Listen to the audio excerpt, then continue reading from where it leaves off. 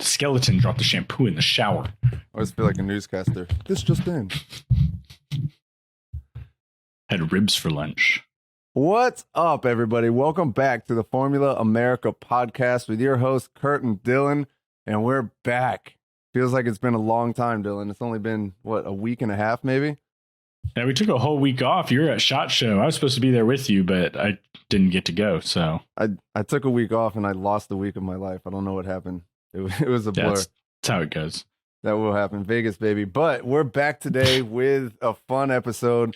We're going to go over the teams and their drivers and rank the drivers, see which team has the strongest driver pairing. We broke it down into 3 different categories, so we'll go over that and discuss who we think has the biggest or the best driver pairing for the 2023 season and give our reasons why. Oh, man. And this is high level stuff right here. All right, we got 3 very specific categories that are really, expert ratings. Well, we gave it our professional opinion, and we ran it through supercomputers, and this is fact. So what we say here is concrete fact.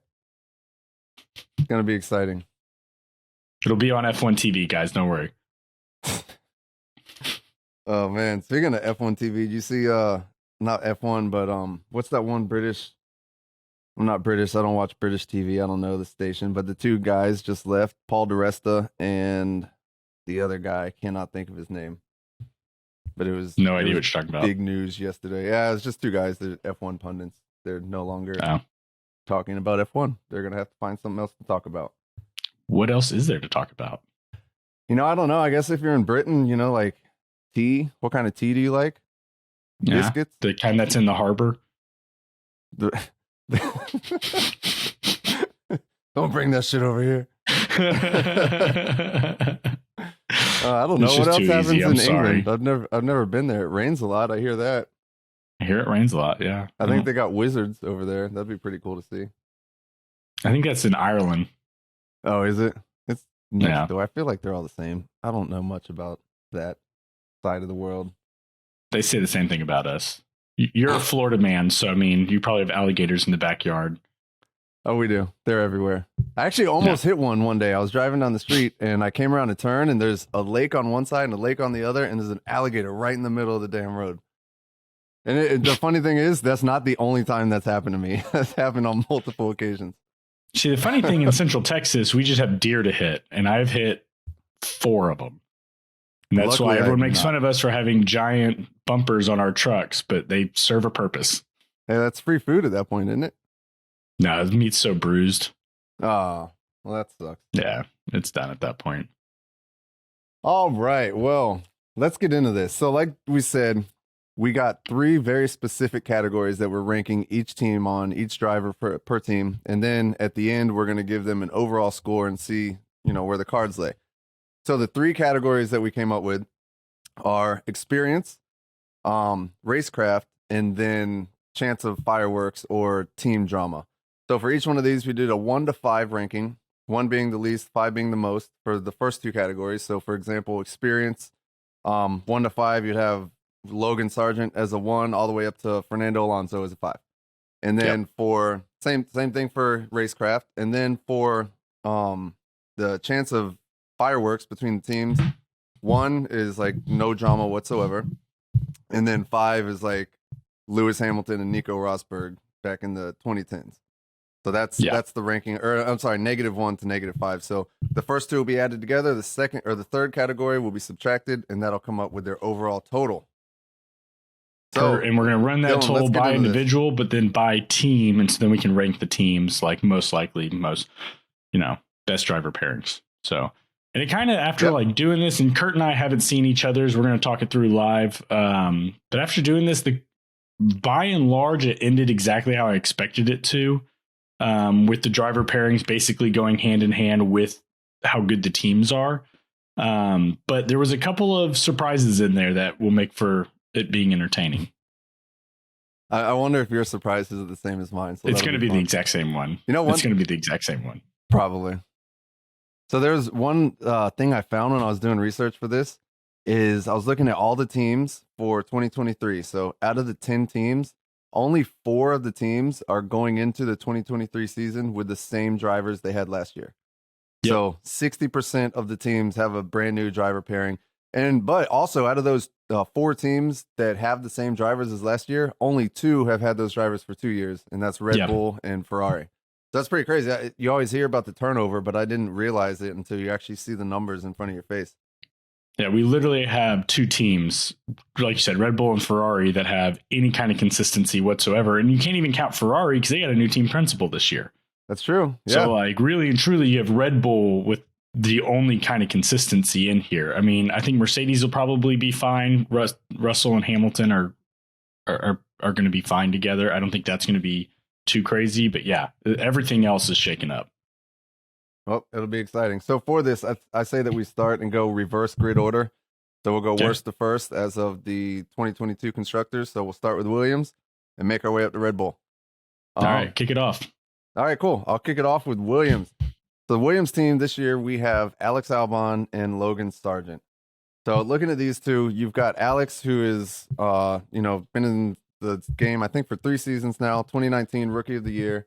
So for him, his experience, it's, I put him at a 2. And the way I did my experience, at first I started and I was like, I'm looking at Alonso, who's like 20 years, and then a rookie with 0 years. And I was like, I'll do a percentage. But then I found that it was a lot harder to do that. So basically, for me, if you have 10 years or more, then you're at a 5. And below that, I broke it up.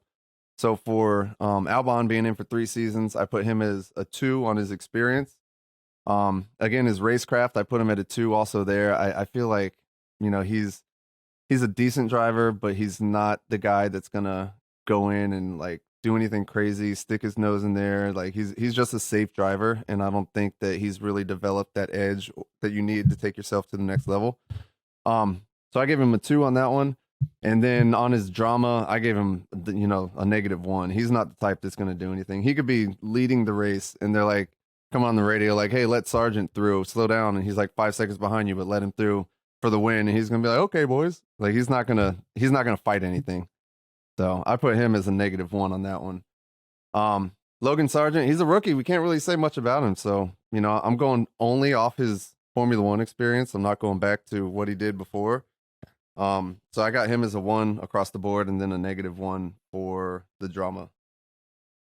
Yeah, man, I ran it the exact same way. Albon, gave him a 2 on experience. Like he's been in it for 3 seasons, but I mean, he drove for Red Bull and didn't do anything and got pulled back to Williams, and he's been in the sport. He's driven an F1 car for multiple races. He's getting a 2, but that's about it. Same thing for racecraft. Like you said, nothing special there. -1.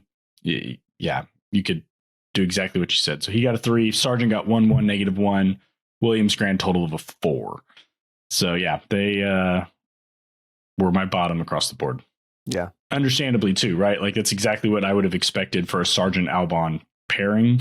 Yep. I'm curious, like when you dive into it at this kind of level, like, man, what is Williams over there? What's their strategy? Like, we don't really care who our drivers are. We got to fix the car. I don't, it's, you can kind of hate on Haas all day for getting rid of Mick for being, as Gunther said, Mick's growing with the team. He's a great driver. He deserves a drive, but we need a driver that's ahead of the team to pull the team forward. I'm like, I get that. That's why you have K-Mag and Hulkenberg. Yeah. But with Williams, you have 2 of the greenest drivers in the sport with the worst car on the grid. Like, yeah, it's a bold move, Cotton. Like they always talk about, Albon didn't do bad this year. And it's like, yeah, you don't want your driver not to do bad. You want your driver to do good. Like, okay, we'll see where that takes you. But I don't know. They're taking a shot in the dark, I think, with Sargent, maybe hoping that he pans out. But time will tell. Time will tell. All right, next. Moving on from Williams. We've got the biggest disappointment of 2022, AlphaTauri. On this one, I've got Tsunoda starting. So real quick on Tsunoda, he is where am I at? Okay, so this will be his 3rd season, I believe. Yep. So he's an interesting one for me. So I put his experience at 1 because he's pretty new. We've seen how he's driven. His first season was not good. His second season was a little bit marginally better, I guess. His racecraft for me, like he's shown moments where he's like, oh, Yuki's got a little edge to him. He looks pretty good. I and then he's in the wall. Forth. Exactly. And I went back and forth, and I put him as a 2, and I could go either way, 1 or 2 on this one. But for drama, Yuki is a hothead. He's one of those guys, like, they always talk about how, I guess when he learned English, he just, it's always fun, like, teach the new kid in school from a different country all the curse words. And that's what Yuki learned. And he's like always going crazy on the radio and all that. And I think he's got a little fire inside of him. So I put him as a -3 for the drama. And then for DeVries, we don't have much. He just had 1 race last year, and that was in a brand new car for him. He held his own. He did well, but I'm still putting him, 1, 1, and then -1 across the board. So total of 1 for Williams for me, or for AlphaTauri. Sorry. Ooh, man, AlphaTauri's dropping below Williams on yours. They're actually below Williams on mine as well. Yeah, Tsunoda, I gave him a 2 for his experience. I gave him a 2 on his racecraft as well. He definitely shows signs of capability, but he's got no consistency. Correct. Right? He'll be late on the brakes. He can try and make those moves, and then he's in a wall. He's over the barrier. It's all over the place. There's just no consistency, and then. Yeah, I didn't go quite as hard on the chances of drama. He's a total hothead on the radio, loves to cuss and let it rip, but I don't ever see him duking it out with a teammate. I gave him a -2 on chances for drama. Like, it's definitely there. He could say something to probably hurt somebody's feelings, but I think it's going to end right there. DeVries, don't know anything, 1-1, -1. So yeah, that's again for AlphaTauri, like you said, huge disappointment of the year. They're the bottom. They're the least overall rating on my chart here. Surprisingly so. But yeah, I mean, I don't. Yuki Tsunoda's not a number 1 driver yet. He still needs a ton of mentorship and time and practice. And DeVries is brand new. Another bold move for AlphaTauri. Right. I'd like to see how that pans out. You're saying, he might hurt somebody's feelings on the radio. It reminded me of thinking about like tough engineering jobs. One of them would be Yuki Tsunoda, and the other one, Kimi Räikkönen. Because either way, like, you're going to get cussed out. They're going to tell you to shut up. Both of those guys on the Leave radio me alone, are hilarious. I know what I'm doing. And then Yuki's just cussing you out the whole time. Like, Yuki, you literally went into the wall. Like, get out of the car. Yeah, I think it'd be easier to be Kimmy's because he's just going to tell you to shut up, and you're like, okay. Yeah. Yuki's like, shut up, and I'm like, no, listen, you're holding the line up. You got to move, Yuki. What are you doing? I would always think about Kimmy's engineer, and it's like the team principal is like, hey, get on the radio and tell Kimmy this, and you're just like, you get on the radio and tell Kimmy. All right, so moving on from AlphaTauri. Next we have McLaren. McLaren? Did I go out of order here? Yeah, I think Haas is Yes, next. we did. Haas. Oh, I skipped. Oh, I messed up big time. Sorry, McLaren. Yeah, you did. All right, so next is Haas. So Magnussen and Hülkenberg. This one is going to be interesting. Magnussen has been in Formula One for 5 seasons, so going on to his 6th. He lost his drive for 2021. So I think he's got experience. I put him as a 3 for his experience because he's been in, 5 years. His racecraft, he's one of those guys where, almost like you said, like with Yuki, like he shows promise, but he doesn't have consistency all the time. And he's super, super aggressive. Like, he's known for being one of those guys where if you're coming through the field, like after a pit stop, or, you start at the back of the pack and, as a Red Bull or something, you're out of position, you're making your way through. A lot of guys will be like, hey, that's not my race, kind of let him through. But Magnussen is one of those guys where he is not going to concede. Like, you're going to have to fight for that position. And there's been tons of times when he's come in contact and, sacrificed his own race almost to prove a point. Like, hey, you're not going to get past me that easy. So I love watching him. He's super exciting.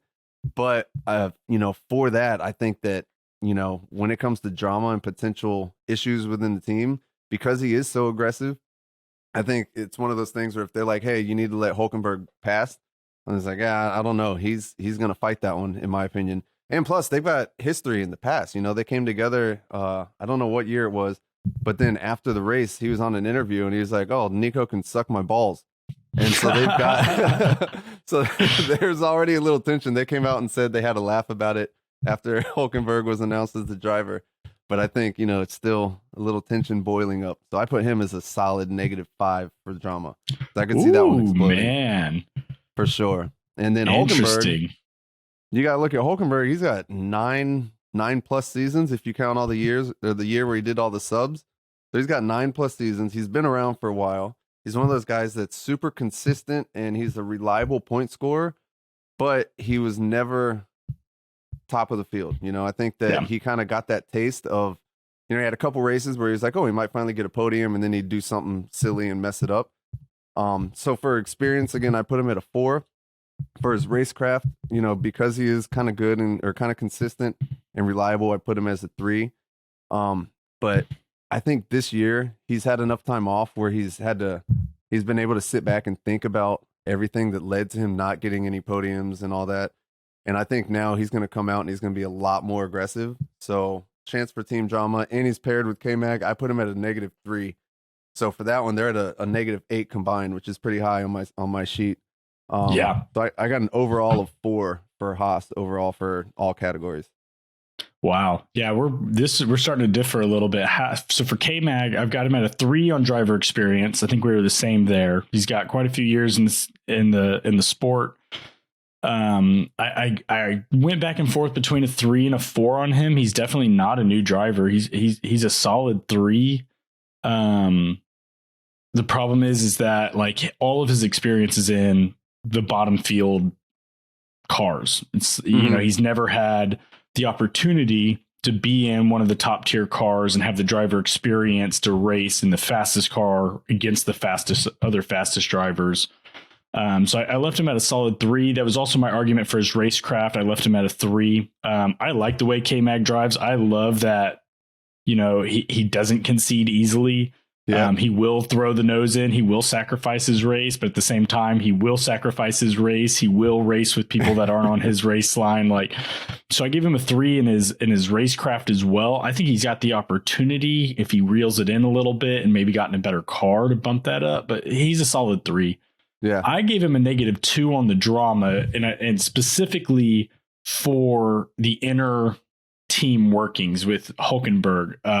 He's got a chance there, but I think K-Mag is the solid number 1 driver there. Hulk's been out of it for years with a few super subs in there, but I don't see there being I see there being a small chance for it, but I just don't see K-Mag throwing too big of a fit. He knows his seat's on the line as well. He got fired from Haas and then asked to come back when they realized they screwed up, but he knows he's not secure. I'm not throwing big tantrums if I'm K-Mag.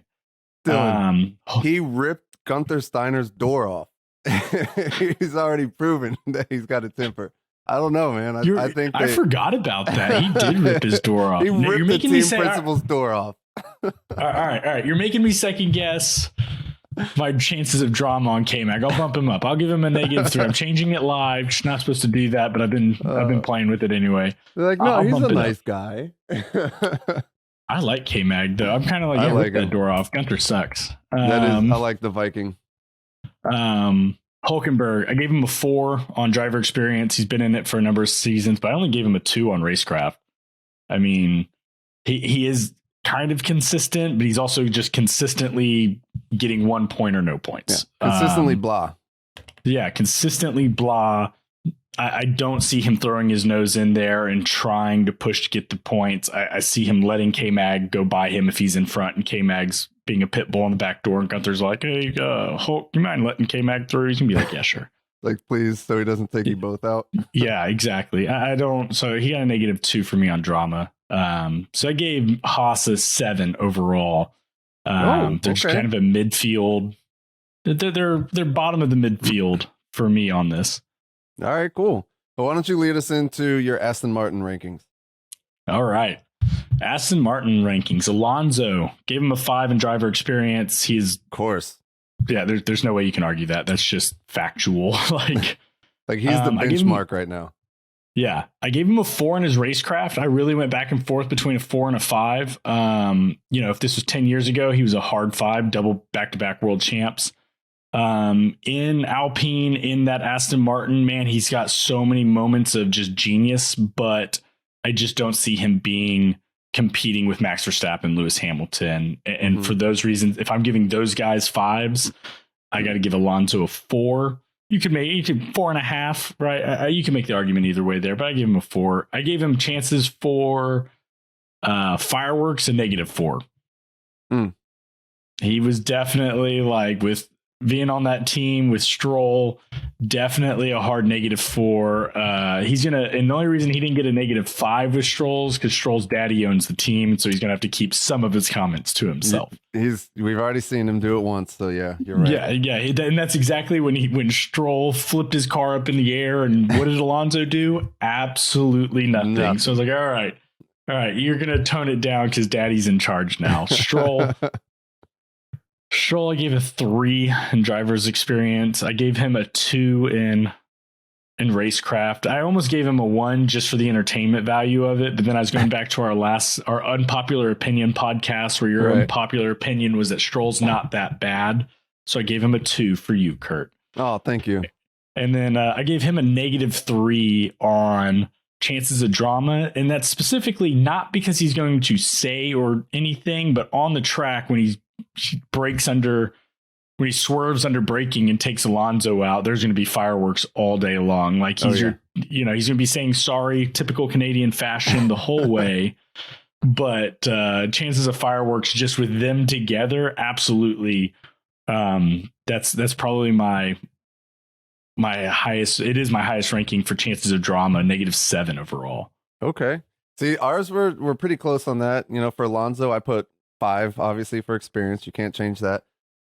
You're kind of making me second guess my racecraft, though, because I put him at a 5. And now when I'm thinking about it, you said something, I forget what you said, but it reminds me of last year when he had all those troubles in the Alpine, and Ocon didn't have as many troubles. And I'm wondering if he was just over driving the car. Yeah. And taking it beyond its limits, which, I don't know. Is that a good thing? Is that a bad thing? Obviously, it's something good for a driver. You want the driver to be, you don't want him to be the limit, but at the same time, he's got to know his car. Exactly. You kind of got to match. So I did give him a 5, but I could be persuaded to go down to 4, but I'm at a 5, so I'm going to stick it there. And then chance for drama, I put it as a -4, and that was the same thing you said. If it wasn't for Lawrence Stroll owning the team, it would have been a 5. Yeah. But I think he's going to be forced to kind of bite his tongue every now and then. And then Stroll every now and then, not always. Oh, he'll let it slip, but he's not going to let it slide. He's not going full Fernando Alonso. I think my favorite comment he's ever made was when he was battling Lewis, and Lewis did something, and he came on the radio and was like, "This guy only knows how to drive from first place." And you're like, "Ooh, man, that's a pretty harsh like." That was funny seeing the post-race interview, and the reporter told Lewis, and he's like, "Oh, he said that." Like, yeah. And then he apparently was going to shake his hand and decided not to afterwards. But Stroll, I didn't realize Lance Stroll's been racing for 6 years already. That says something. I know, right? Well, yeah. I don't think if it was for his dad, he probably would have stopped at 4, but I gave him a 3 because of that. You can't, doubt the fact that he's been there for 6 years. Racecraft, I put him at a 2. He's shown some moments every now and then. But he's, like we always say, he's done some really, really stupid things. And then chance for drama, I put that one again as a solid -5. And just because no matter who it is, like teammate, not teammate, like he doesn't care. Like he's like that lady on Family Guy where she gets on the highway and she's like, "Good luck, everybody else." And just, that's Lance Stroll when he drives, except for he's doing it 180 miles an hour. So chance for drama, awesome. No matter what team it is, I put it -5. So those guys, they got a total of 6 points for me for Aston Martin. Yeah.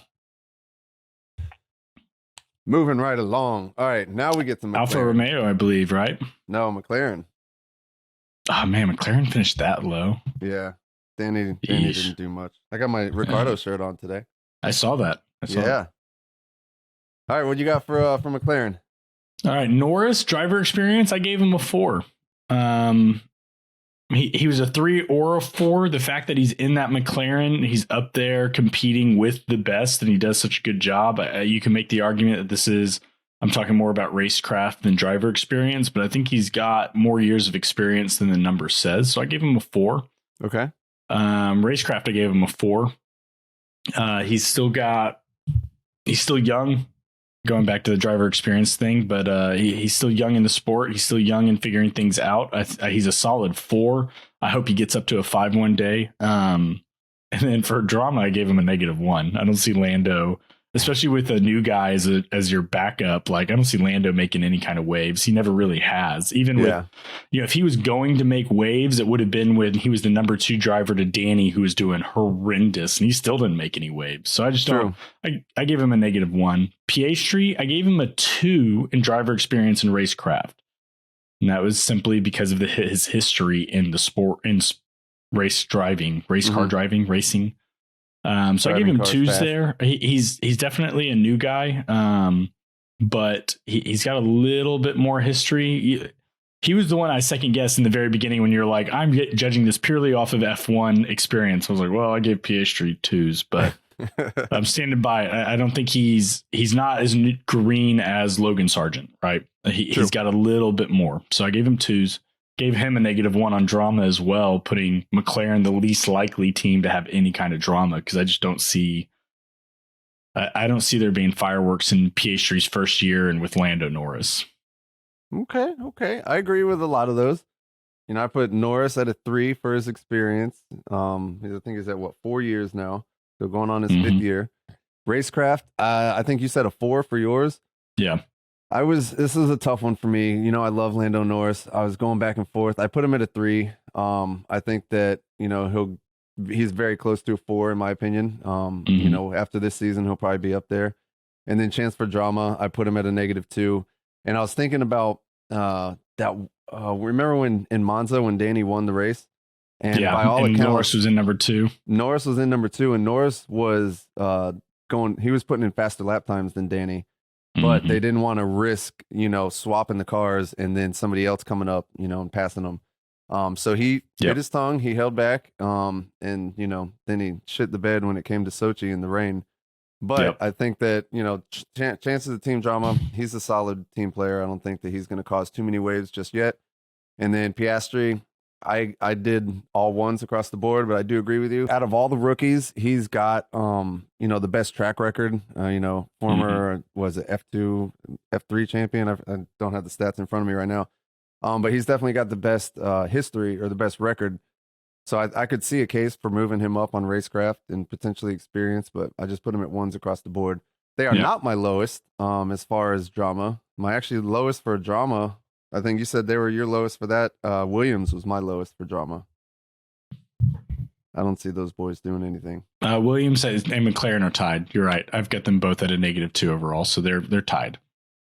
All right. Well, let's take a trip over to France with Alpine, Gasly, and Ocon. What a dream for France, though, right? They got an all-French team. You can't tell me that did not come into play. Oh, for sure. You cannot tell me that didn't come into play. Yeah, that'd be like, Andretti coming in, and we've just got 2 American drivers, and everybody's slamming Budweisers in the paddocks and just American Logan flags Sargent everywhere. and Ricky Bobby. Oh, my God. There's guns all over the place. Shake and bake. What a dream. All right, so Gasly, go ahead. Gasly, I gave a 3 in experience. He's been around the sport for a number of years. I gave him a 3 in racecraft. He's got moments of great racecraft, but he also completely shit the bed at Red Bull when the pressure came on. He did. So he got a 3, and that's kind of a weak 3 too. The only reason he got that 3 is I'm thinking of that drag race he did with Lewis Hamilton down the back straight at, I believe it was Brazil, when he got his first podium. That moment of keeping up with Lewis Hamilton in that Mercedes, I was like, okay, Gasly, I'll give you a 3. Drama, I gave him a -2. You're on a French team with a French partner, with a French, I just don't see him doing anything to really make any waves. Ocon and Gasly both seem not B-type personalities. It's probably a little bit too much, but I just do not see them getting out of the car and getting angry at each other like in any way. Ocon 3-3 -2 as well. Ocon's been in the sport for a little while. He's got some moments of decent driving, but he's overall blah. Give him a -2 on drama. Alpine's pretty. They got an 8 overall. Okay, mine's quite different. Well, Ooh. As far as the experience, I put both of them at a 3 because they've both been around, like you said, for a number of years. But once you got to racecraft, you got to remember both of these are drivers that lost their drive at one point. So Gasly got demoted from Red Bull back to AlphaTauri, or Toro Rosso at the time. Yep. And Ocon, he lost his seat to Lance Stroll, which, I mean, whatever. That's got an asterisk next to it.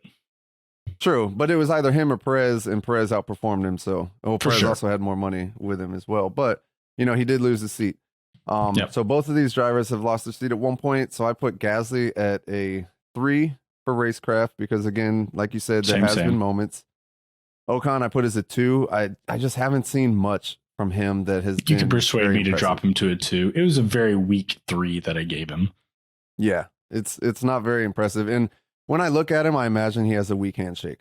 It's just, it's not one of the categories, but I could see it. Like he shakes your hand with his hand, like, yes. Just dead fishes it. Grab my strong hand. Yeah, I could see that. I guess to rebuttal him outperforming Alonso this year, put him up to a 3 for me. Yeah, I still think there should be an asterisk next to that one. I agree. That was just it's a weak 3. I agree with you. It's fine. And then for drama, I don't know, man. I think that these two, they've got a history, and no matter how much they try to play nice and they're like, oh, we're friends now, or like we get along. Did you see that picture that came out last week where they went to a basketball game and they had, I think it was them and Charles Leclerc, if I'm not mistaken. And it's like, oh, we're supporting the European Basketball League or whatever it was. Oh, I did see that. I didn't read it at all. I just saw it and kept scrolling. Right. And it was like, oh, we're together. Look at us. We're out having fun. But they were separated also by Charles Leclerc. So I think there's still some tension there. And I could see that going, I don't know. I put them at a -4 each. Ocon, he's been at the that's team. Almost going nuclear. I think that one has a lot of potential for fireworks, and I would love to see it. I would love to see it. Yes. One of the few things at the beginning of the season is going to be Gasly tiptoeing around because of how many penalty points he has. Yeah, I think once those are clear, it's gloves off and the fireworks are going to fly. It's going to be awesome to watch. You're probably right. Yeah. So overall for those, I put them at a 3 total for Alpine. Man, and I'm ready You're to making see me the second fight. Guess a lot of these. Stick with your gut, man. I'm sticking with it. I'm going. We'll revisit this at the end of the year and see how right we were. All right, so Alfa Romeo's got to be next. Alfa Romeo is next. Yes, sir. You want to kick it off? Sure. We have Valtteri Bottas and Zhou Guanyu.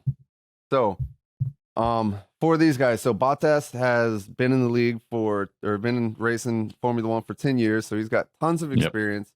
Yep. So I put him at a 5 for that. We've seen him, kind of almost hold his own with Lewis Hamilton. Very solid number 2. He always was there to, pick up the scraps whenever Lewis, wasn't, had an off day or the car failed or whatever. So he was always there. So I put his experience as a 5, his racecraft, I put it a 4. If he was a little bit more aggressive, I think he could be a little bit higher on that. And then chance for drama, pretty low. I put him at a -2. It could easily be a -1 for me. But I'd put him at a -2 just because I think that, being so long in that number 2 driver position, I think he's probably got a chip on his shoulder. And if Zhou Guanyu starts to come up in the team, I think he might be able to, I don't know, maybe get a little bit aggressive. And he's got a mullet now too, so I feel like that leads to a little bit of potential aggression. So we'll see. If you brought him over stateside, gave him some Pit Viper glasses, and put him in like a 90 square body Chevy, he would fit right in the South. Oh, for sure. That's the staple. You have to have Pit Vipers if you have a mullet in America. Yes. There's no way around it. They're the stupidest sunglasses in the world, but I guess I'm an old man. Pit Viper, cut off jean shorts, and a sleeveless t-shirt, and there you go. Botas would rock it too. Oh, for sure. For sure. All right, so Zhou Guanyu, kind of new, rookie of the year last year, but also wasn't he the only rookie last year? Yeah. Well, anyways, rookie of the year. So I put him at a 1. As far as racecraft, honestly, I didn't see enough coverage of Joe to really make a determination. I don't know what he did last year. He's kind of, I guess, midfield. He rolled his car and went into a fence at Silverstone. That was the most coverage I think he got all year. Yeah, I think so. So, I mean, other than that, I don't have much to go off of. I put him at a 2. He didn't do anything that seemed super bad to, get some coverage, and put him down to a 1. So I put him at a 2 on that, and a -1 for drama. I don't see him doing anything, especially as a new guy. I think he got another 1-year contract or something like that. So I don't foresee him making any waves. So for them, I think they're actually tied for, oh no, they're just above Williams, tied with Alfa Romeo. Tied with McLaren for the least chance of drama for me. But yeah, 9 overall for Alfa Romeo. Yeah, that's close to mine. My biggest difference is Bottas. So Zhou Guan Yu, I gave him a 2 for race experience just because he's not a rookie. He got rookie of the year. Like he's driven in 21 races. Like I gave him a 2. Gave him a 2 in racecraft. Give him a -1 in drama. All same reasons. Bottas, I gave a 4 in driver's experience. You could persuade me to take that up to a 5. I probably should take that up to a 5, but he got a 4 from me. I didn't realize it'd been 10 years. Like I knew he'd been around for a while. I thought it was like 7-ish was where I was guessing at. I didn't look it up. So 4 for that. I gave him a 3 on racecraft, almost for the same reasons that you kind of hit on Gasly and Ocon. Like he's a solid number 2 driver. He's the guy at the end of the year that's like, oh, Bottas didn't do bad, but he's never. It's we got in that unpopular opinion podcast, someone was like, put Bottas in the best car and he'd be a 2-time world champion. He was in the best car for the past couple of years. True. And he was 200 points behind the race leader. Like, no, I mean, he's a good driver. He's fun to watch. He's great for Alfa Romeo as they're rebuilding the team. I think he's phenomenal for helping to bring that team forward, but he got a 3 in racecraft for me. Same thing then for drama, -2.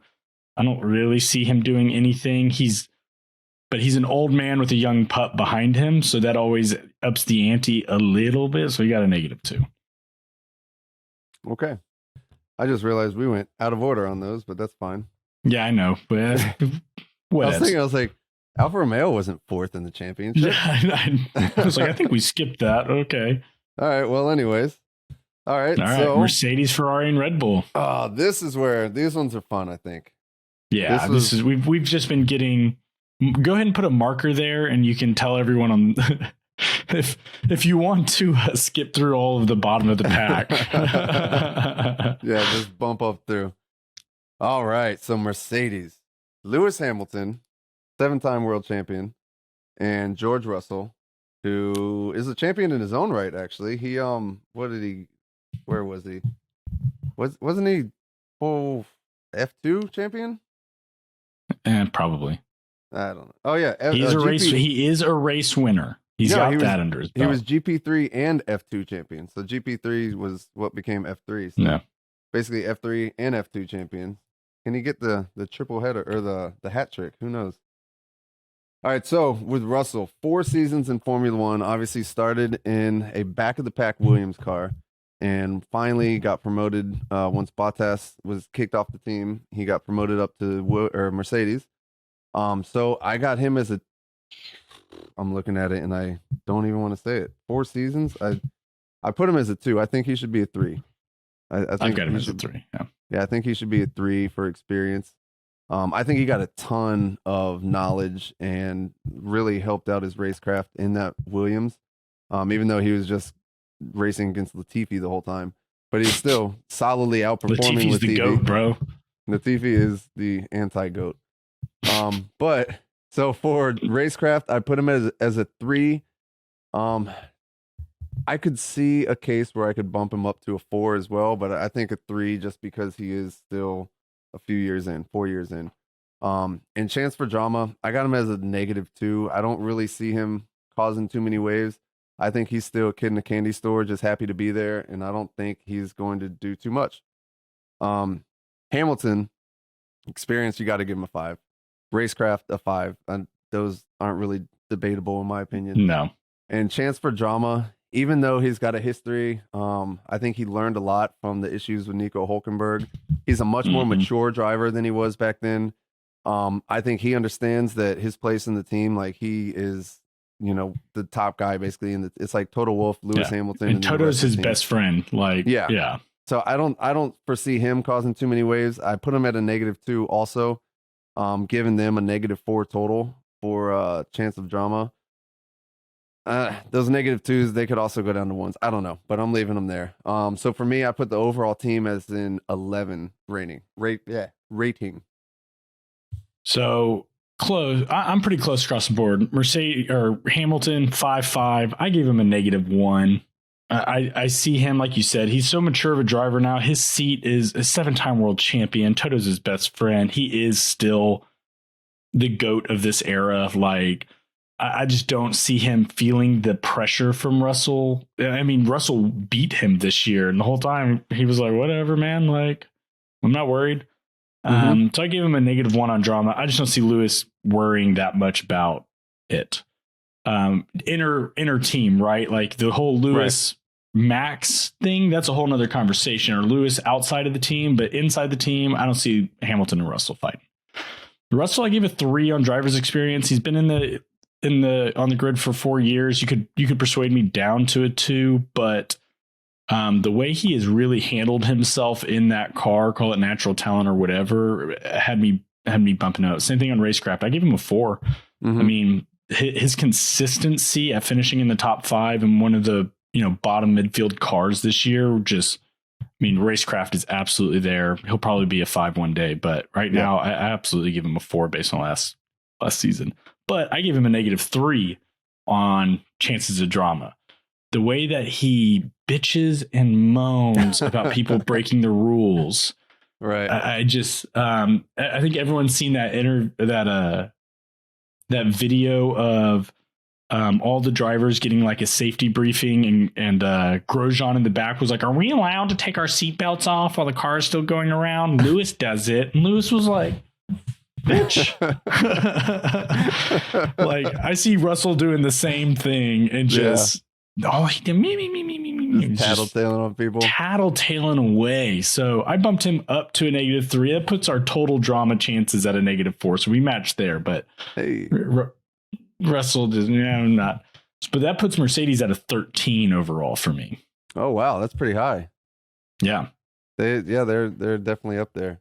You know what's awesome, and when you're saying how consistent he is even back in his Williams days, like he was consistent. Mr. Saturday. Mr. Saturday, right? And even like this year, he's like, what is it, top 5 all the time? Yep.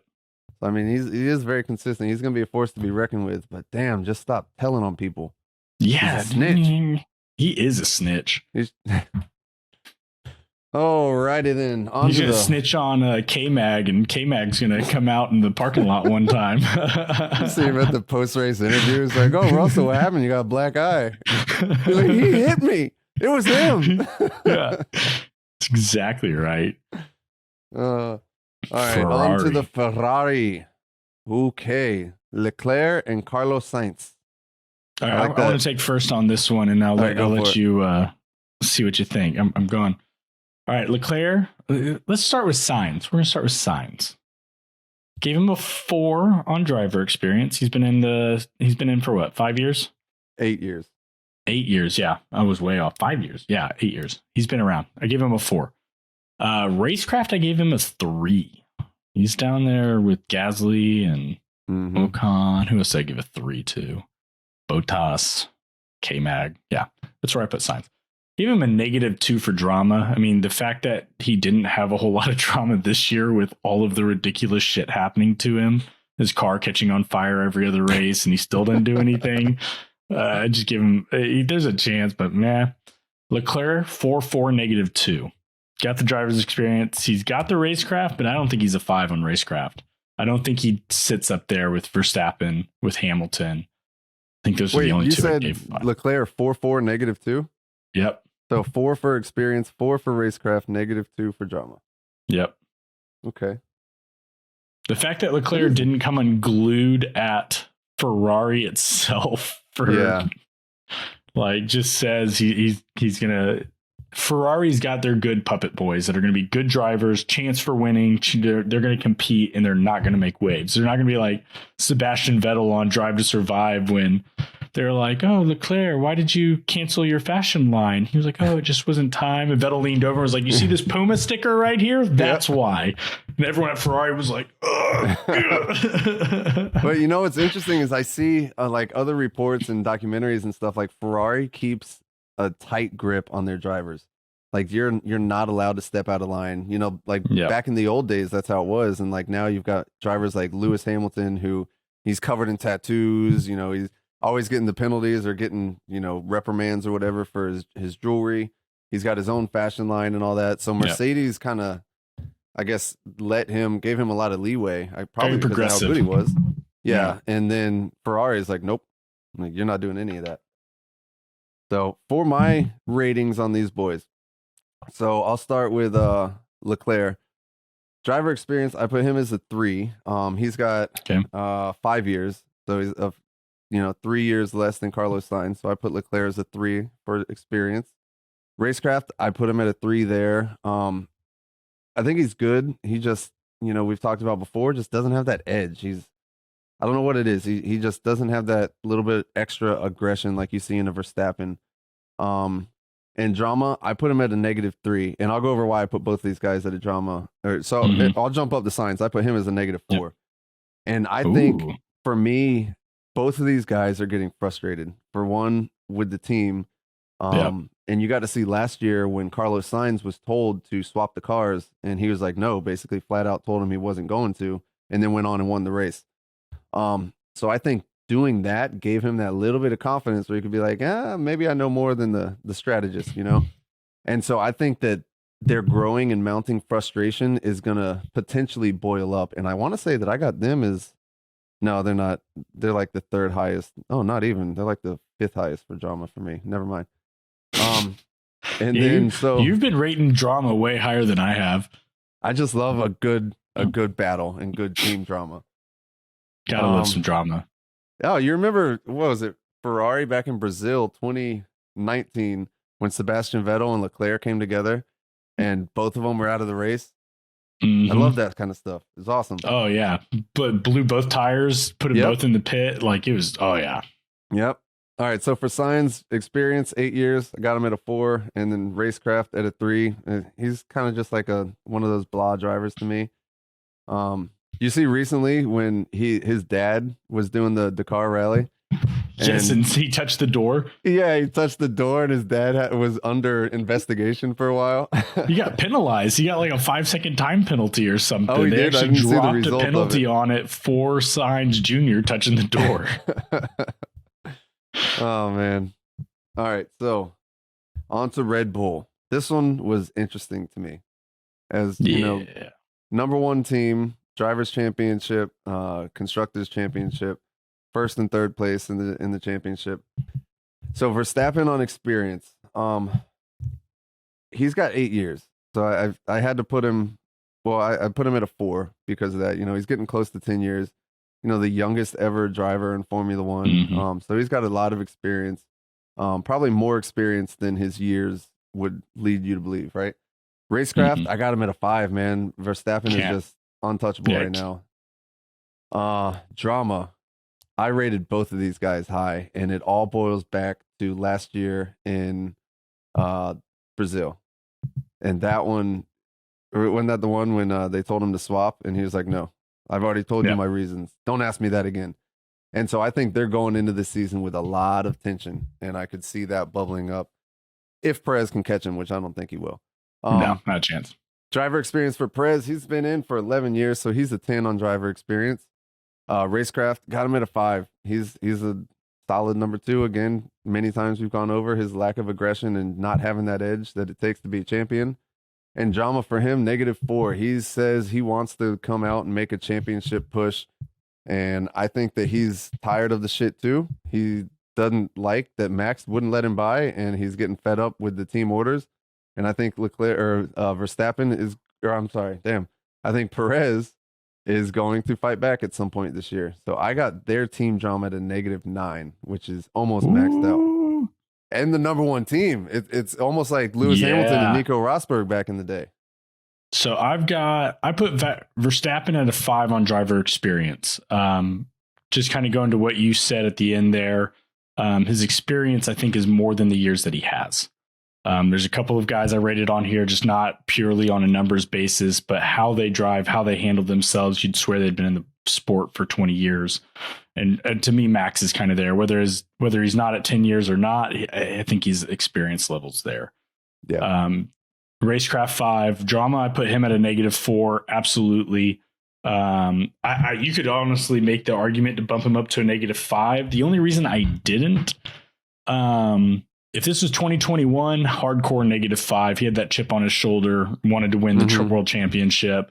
I think he's a 2-time back-to-back world champ now, number 1 on his car again. Like, the drama is definitely there. Hard -4, but he's toned it down a little bit from where he was. And so for that reason, I brought it to a -4. Perez, 5 on driver's experience. I gave him a 3 on racecraft. Perez is just not. It's fun to watch him. He's another Bottas, which I gave a 3 on racecraft as well. Like, he's good enough to pick up the slack because he's also in the fastest car on the track. But I mean, the car was light years faster than that Ferrari in the last race, and he couldn't even run the Ferrari down in like 12 laps. He just meh. Drama, I gave him a -3 because he might fight back. There's the chance of it, but I don't necessarily think it's in his nature. I don't think he sees himself beating Verstappen. I really don't. I think he's much like a Bottas, where he's happy to scrap for number 2. And the other thing is, I think Perez is smart. We can go back to the rumors about Monaco and Perez crashing out and stopping Max. Like, I can see Perez playing those little games, but they're going to be behind the scene games. They're going to be things that Red Bull covers up. They're going to be things that aren't talked about.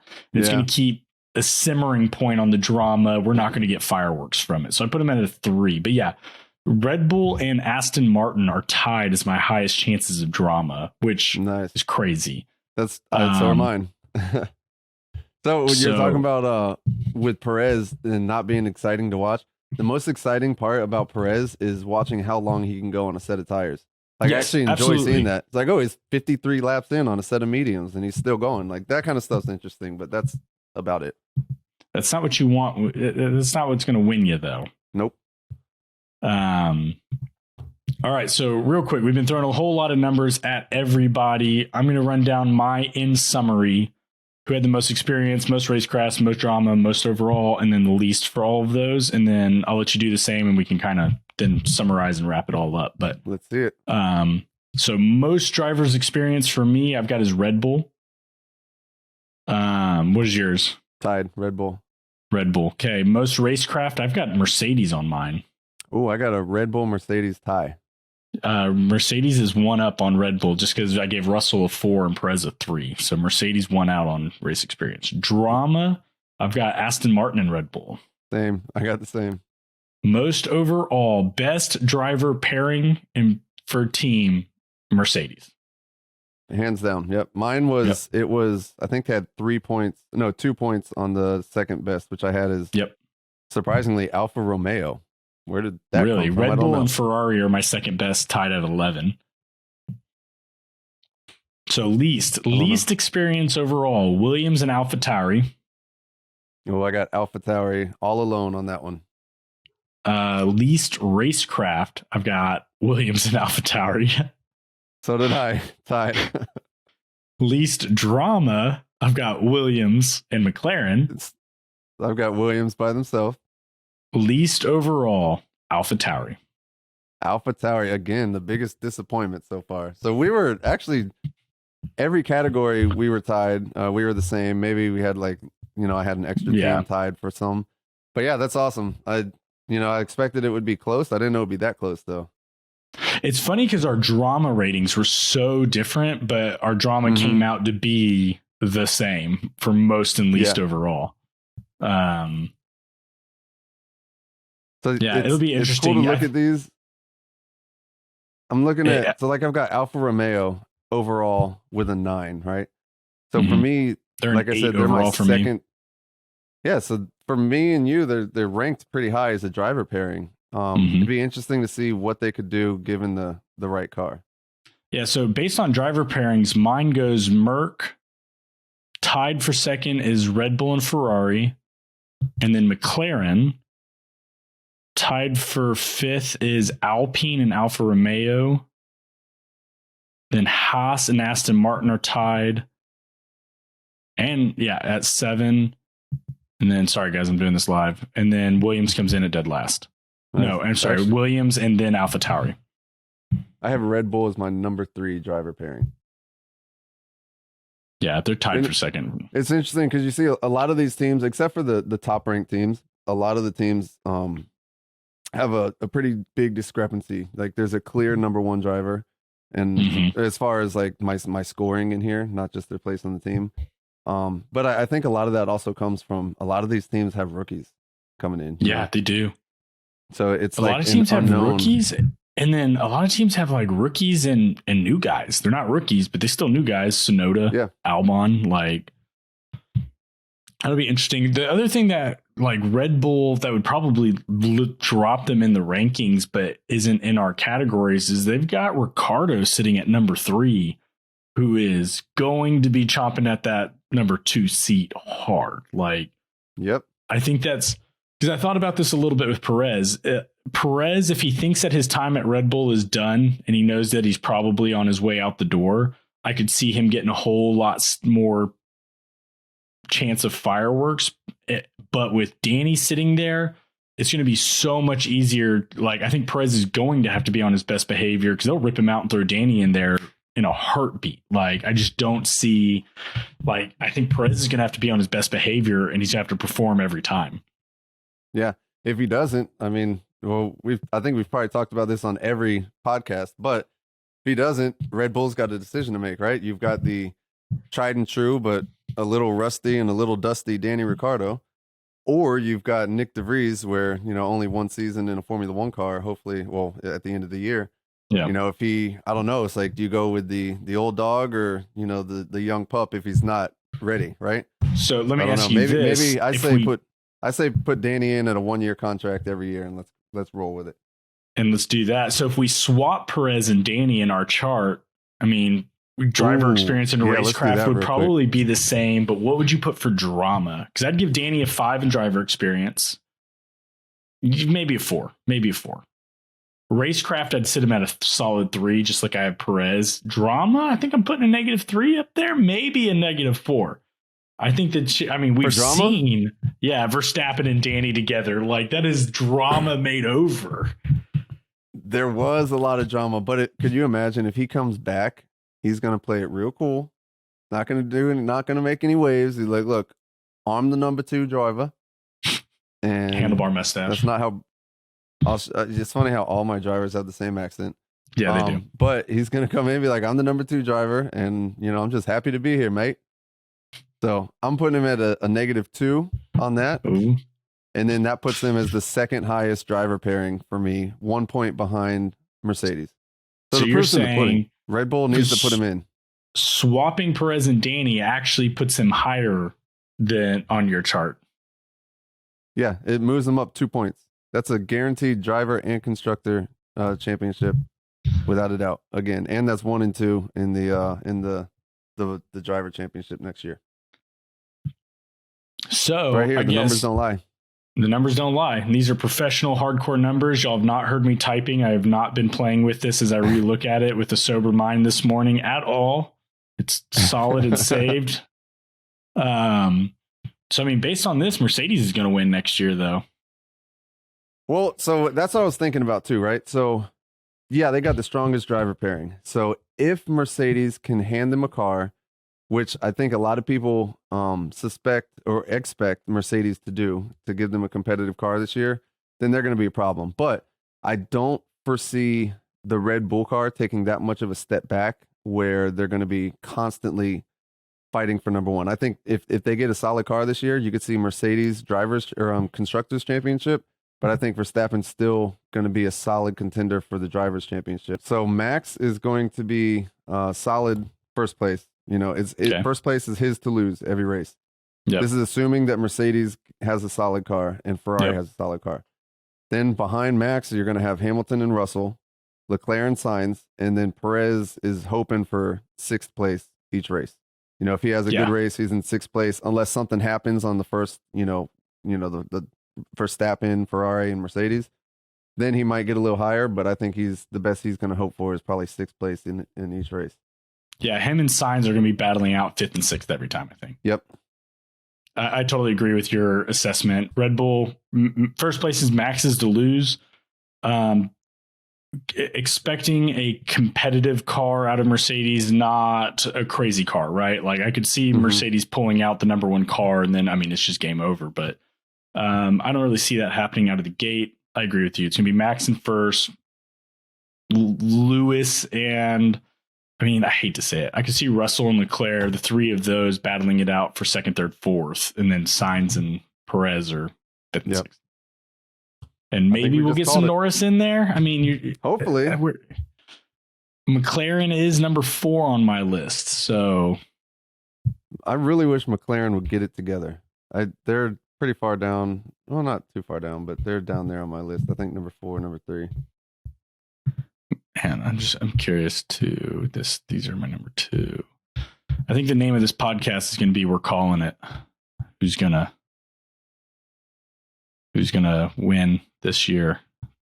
These guys are tied. Oh, McLaren's 7th on my list. McLaren's 7th on your list. That's not good.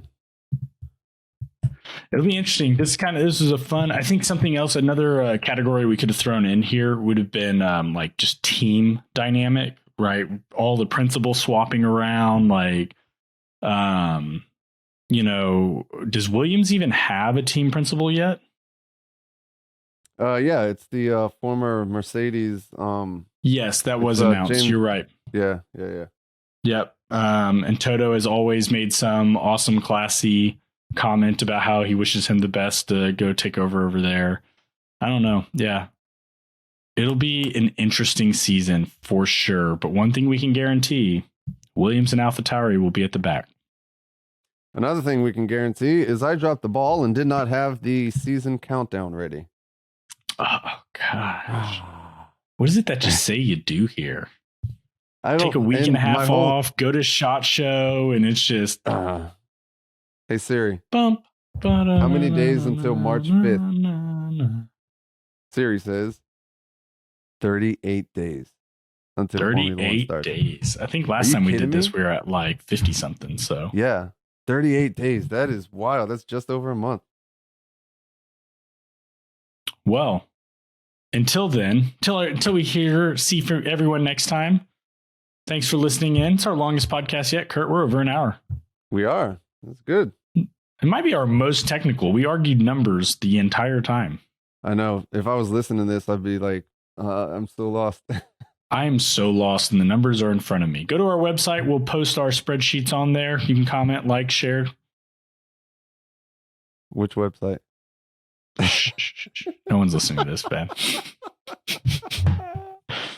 It will be one day formulaamerica.com, just not yet. Don't go there yet. That's funny. We need to get on that. Yeah, we do. Until next time, stay classy, America.